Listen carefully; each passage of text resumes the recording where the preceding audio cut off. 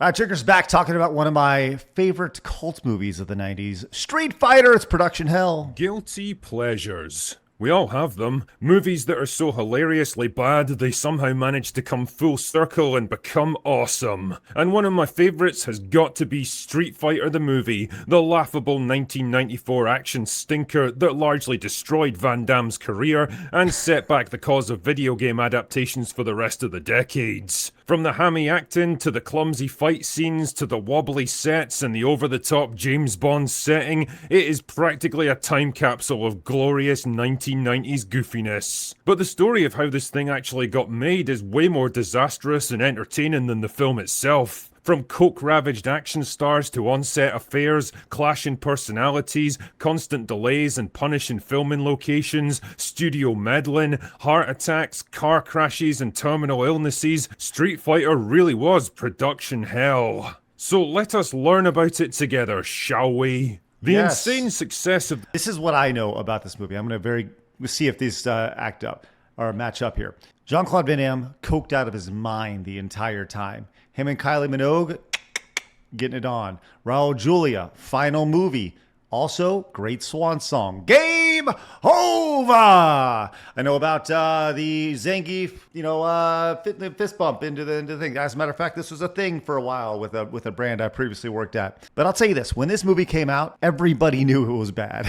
It was bad. And this was on a string of, coming off of like the Super Mario Brothers movie, that was horrible. Obviously, Street Fighter movie did not do very well. I do think that people look back on this movie a lot kinder than they probably should. It's not exactly a great film, but it is fun to look back and laugh at. He described it perfectly, coming full circle, where you're excited for it, you realize it's crap, but it's my crap. By the way, speaking of movies that are full circle, I saw one recently, Balls of Fury. That movie is horrible, but it's like horribly bad in a lovable kind of way. What is your guilty pleasure movie that has come full circle after all these years? The Street Fighter 2 video game back in the early 90s soon exploded into a media empire with toys, games, comics, and animated TV shows. You had to be there. Capcom were keen to expand on this money-making machine, and the next logical step was a live-action movie. The only problem was, they knew fuck all about making films, so their executives headed off to Hollywood to find someone to make it for them. Unfortunately, what they heard wasn't exactly inspiring. Every pitch they heard was the same basic fighting tournament format, which makes sense because, the game itself is a fucking fighting tournament, so why wouldn't you do that? Anyway. Which I'm actually very excited to see. Apparently, that's what the new movie is built around, the idea of it actually being a fighting tournament itself. It showed Mortal Kombat. I forgot about Mortal Kombat. The first one was pretty good. I was not a huge fan of the second and third Mortal Kombat movies. They were on the verge of heading home in failure when they got a last-minute pitch from Stephen E. D'Souza. D'Souza was a well-known screenwriter by that point with a strong catalogue of 1980s action flicks to his name, and he'd been persuaded to throw together his pitch in a single weekend. Unlike everyone else, D'Souza imagined Street Fighter as a kind of epic war movie crossed with James Bond, complete with world-dominating villains, underground layers, and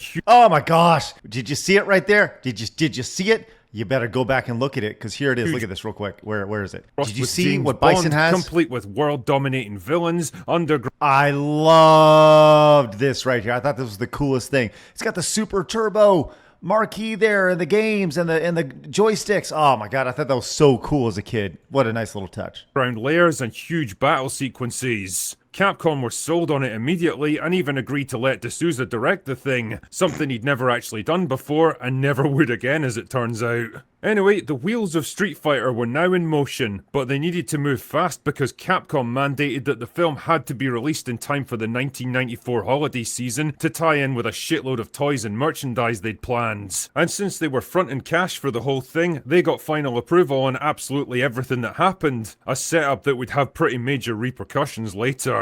Anyway, first up was the casting. Jean-Claude Van Damme was Capcom's first choice to play Guile, and it definitely made sense at the time. Van Damme was a former karate champion who cut his teeth in martial arts movies, and he was more or less at the height of his career by the early 90s, so he was a pretty easy shoe-in. Unfortunately, he also brought some less helpful stuff to the table, but we'll learn about that shortly. Raul Julia, a veteran dramatic actor, was approached for the role of M. Bison, the main villain of the movie. Julia wasn't keen at first because, You know, he read the script, but his kids were a massive fan of the games and eventually he was convinced to take the job. The downside is that both of these guys came with pretty hefty paychecks. Van Damme alone ate up $8 million of the film's $35 million budget, so most of the other roles had to go to jobbing actors who were just happy to be there. Wonder what Andrew Bryanarski is doing right now. That'd be great to find out what he's got going on. By the way, $35 million for a movie, that's like $70 to $80 million today, maybe 100 or so. When you get to that many millions, who's really counting? You're curious if Capcom would invest that. I don't know what the financial structure looks like for the new one, but if they would do the same today, if they've invested that money today, or would they rather invest that money into a new game, perhaps? And hopefully a new Street Fighter game doesn't cost $100 million, but, you know, whatever. For the role of Ryu, Capcom wanted Japanese actor Kenya Sawada. Unfortunately, Sawada barely spoke a word of English, and D'Souza already had Byron Mann earmarked for the role, so Sawada was shunted into a minor role as, Captain Sawada. Yes, okay. All right, I'm glad we got... Okay, I can talk about this all day long. When the game came out, Street Fighter, the movie, the game, and Sawada was in it, and he was like the best player. That never made sense to me at all. Captains, and like, he was just like this guy created for the movie, and then he's in the game, and there was so much there.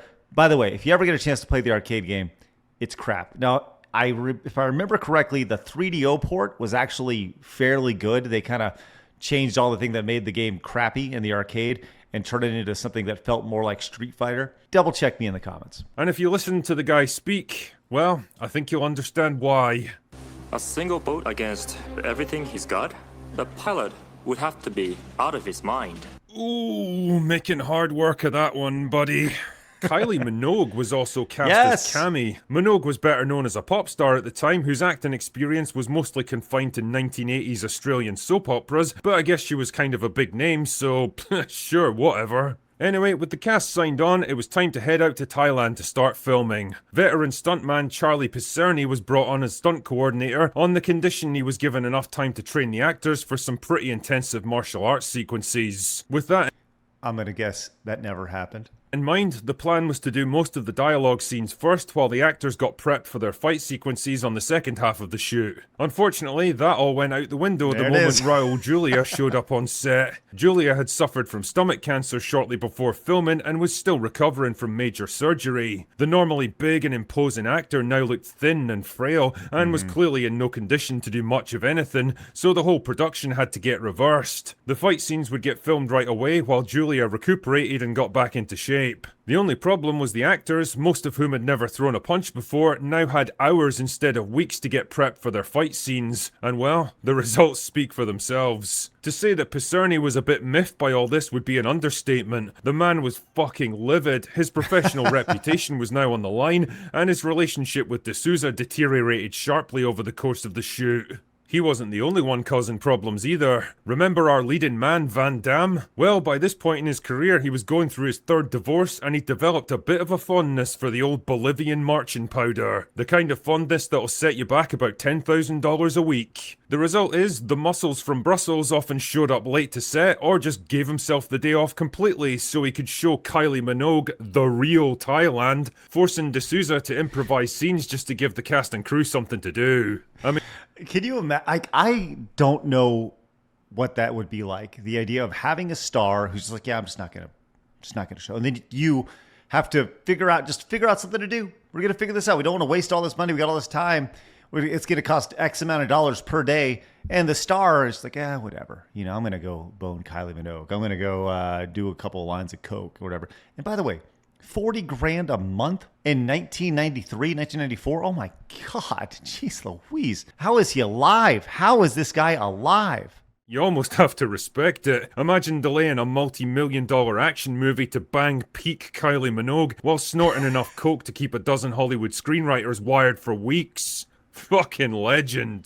The thing is, even when he did show up, he'd often fuck up major set pieces, leading to expensive delays. Like during a big action sequence where he has to take cover while a bunch of pyrotechnics destroys half the set around him, then pop up and yell, "Go! I'll catch up with you later!" Van Damme, convinced he'd pronounced it ladder instead of later, yelled cut in the middle of the scene, forcing them to delay for days while they set the whole thing up again. And what did the guy do with this second chance? Jumped to his feet and yelled, "Go! I'll catch up with you, ladder!"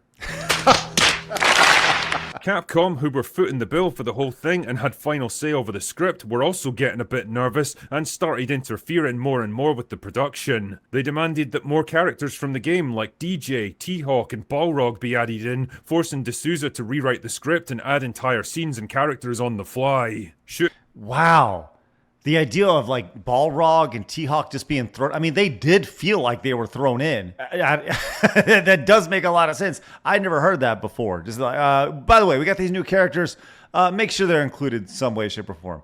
Oh, this is brilliant. Being on location in Thailand was also taking its toll on cast and crew, who had no time to acclimatise to the tropical heat or the local food. Dehydration, heat exhaustion, and explosive diarrhea were commonplace. The film's line producer suffered a major heart attack and had to be airlifted out, while another producer got into a near-fatal car crash. Not everyone was hating it though. Apparently a lot of the cast developed a real fondness for the local massage parlours, the kind of places where every customer leaves satisfied. And they'd You wonder if they experienced the ladies or maybe the lady boys, perhaps, from Thailand. blow off the stress of the increasingly chaotic production with liberal use of booze and happy endings. Can't say I blame them, to be honest. The end result of all this shit was obvious. The production was falling further and further behind schedule and costs were mounting. D'Souza's solution was to follow the John Ford approach and just rip entire pages out of the script on the basis that, fuck it, we'll fix it in editing later. To his credit, the guy just kept soldiering on no matter what was thrown at him. The Thai government refused to let them use helicopters for the assault on Bison's compound. Fuck it, we'll just use boats instead. The power kept going out? What the hell, let's just move the entire production to Australia a couple of weeks early. Shooting finally wrapped in late 1994, giving the team just weeks to get editing and post-production finished in time for the holiday season. Wow. And fair play to them, they did it. Somehow. Yeah, a lot of the special effects shots were missing, the action looked choppy and lazy, the plot was a borderline nonsensical mess because of all those pages torn out of the script, and the movie only released 2 days before Christmas, but it was done. Street Fighter the movie would go on to make just shy of $100 million theatrically on a $35 million budget, with another $65 million on home media the following year, which is... By the way, I want to point this out. He's talking about the money. I got this pulled up here. That's insane. That is an incredible success. And he mentioned another 65 million at home. My God, that is ridiculous. And you know who pocketed most of that? Who probably got points on it? Good old Mr. JCVD. My God. But for him, it was Tuesday. Actually a pretty good return on investment. The critical and audience reception was absolutely awful though. The film was lambasted for its hammy acting, crappy fight sequences, juvenile humour and complete butchery of the source material. Plans for a sequel quickly evaporated and the film was quietly buried in the years that followed. A bold but doomed experiment that Capcom would rather forget. It did slowly find a secondary audience though, who gradually came to appreciate it for all its campy silliness, and these days it's regarded as a minor cult classic. But what of the players in this great game, you might ask? Well, Raul Julia tragically passed away just a few months later, making Street Fighter his final movie. The film was even dedicated to his memory, which is... you know, nice and all, but I'm not entirely sure he'd have wanted this to be his final testimony on his acting career. That being said, his performance as Bison is by far the best part of the entire movie. Too much of a professional to give it anything less than his best, he inhabits this ridiculous character like it's a Shakespearean play, and the results are just pure awesomeness. That was beautiful.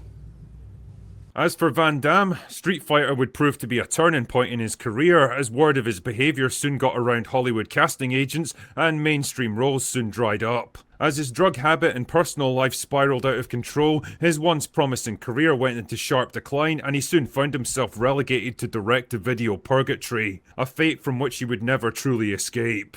D'Souza didn't escape the firestorm either. His short-lived directing career came to an abrupt end, and his screenwriting output dropped off sharply. One of the most prominent scriptwriters of the 1980s, he soon found himself labouring away on low-budget shite like Turbulence and Knockoff. Weirdly, Kylie Minogue probably did the best out of everyone involved, ditching acting and going on to become one of the world's biggest pop stars in the 2000s. These days, she's... Hey, real quick, just a side note about that. This is coming off of JCVD. Jean-Claude was, like I know him, Jean-Claude Van Damme coming off of Street Fighter. This was the failure. But right before this, Time Cop was released. And a lot of people think Time Cop was his best movie. So he went from his best movie, Time Cop, to Street Fighter. And yeah, that's how quickly things change in Hollywood, apparently.